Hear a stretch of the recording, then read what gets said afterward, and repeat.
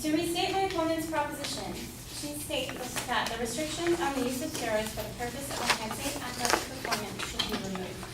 While it's true that steroids can be prescribed by doctors and can have positive effects on certain medical conditions, the purpose is not to bulk up those that are already in their prime condition.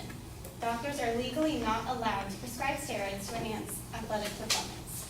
The anabolic steroids in discussion are most often synthetic versions of testosterone. My opponent failed to mention the many adverse health effects of overusing supplements of this male hormone. According to WebMD, men can develop breasts, get painful erections, have shrunken testicles, have decreased sperm count, become infertile, and become impotent. Women can grow excessive face and body hair, have deepened voices, experience menstrual irregularities, have reduced breast size, have a masculinized female fetus. Both men and women can get acne, have an oily scalp and skin, develop jaundice, which is yellowing of the skin, become bald, have tendon rupture, have heart attacks, develop significant risk of liver disease and liver cancer, high levels of the bad cholesterol, have mood swings, suffer delusions, and fly into rages, often known as roid rage. My opponent claims that the use of anabolic steroids is understandable, and taking steroids for competitive purposes is understandable in the competitive field of athletics. Just because something is understandable doesn't make it right. We can all understand why a student who is bullied relentlessly would pull a gun and shoot his fellow classmates and teachers, but that does not mean that we should make it a legal defense mechanism. I don't think anyone would say that that is a positive solution. Steroid use infringes on other athletes' freedom of choice. Once one athlete uses a drug, all others have their freedom of choice infringed upon. They feel like they must take drugs as well to compete.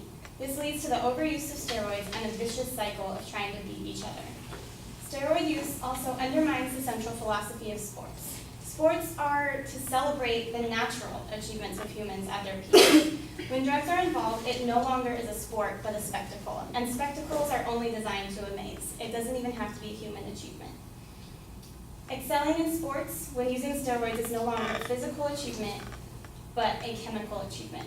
According to James Hibbard in his article, The Ripple Effect of Doping, if doping were to be allowed, rising to the highest levels of sport becomes contingent not only upon hard work, talent, and perseverance, but also upon an athlete's willingness to take risks with their health. That is not something that we should want to celebrate. My opponent also claims that setting restrictions will not stop the use of steroids. An appropriate example is the one of alcohol. In the 1920s, it is true that prohibition was not 100% effective. People still found ways to drink alcohol. But dangers of alcohol were not known until after alcohol had become normalized in society. Once these dangers were known, the public was so used to it that they wouldn't condone a ban by the United States. If alcohol were introduced tomorrow, it would be banned, and we can see that in the attitude represented by the passed Controlled Substances Act, which lists drugs and places restrictions in society. This act classifies steroids as an illegal controlled substance without a prescription. Steroid effects are known and should be stopped. The argument that restrictions won't stop use is not a reason to not set restrictions at all. My opponent also claims that purchasing the drugs from smugglers who originate from rogue clinics increases the chances of the athletes to harm themselves. There will always be a black market for new and experimental performance-enhancing drugs.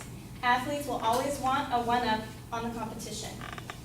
On a report from the House of Representatives, the income from black marketing steroids is estimated to be between $100 and $250 million a year in the United States.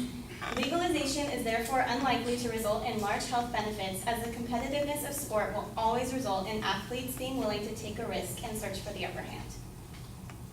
My opponent also claims that if the goal is to protect health, then medically supervised doping is likely to be a better route. I say that eating a balanced diet and wearing the best shoes are clearly in a different category from taking steroids and growth hormones. We've already talked about the numerous adverse effects, and these effects still take place even when the use is monitored.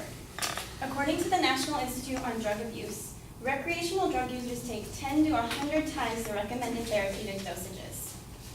This much will eventually stop the body's production of natural testosterone, and this is not protecting our athletes' health.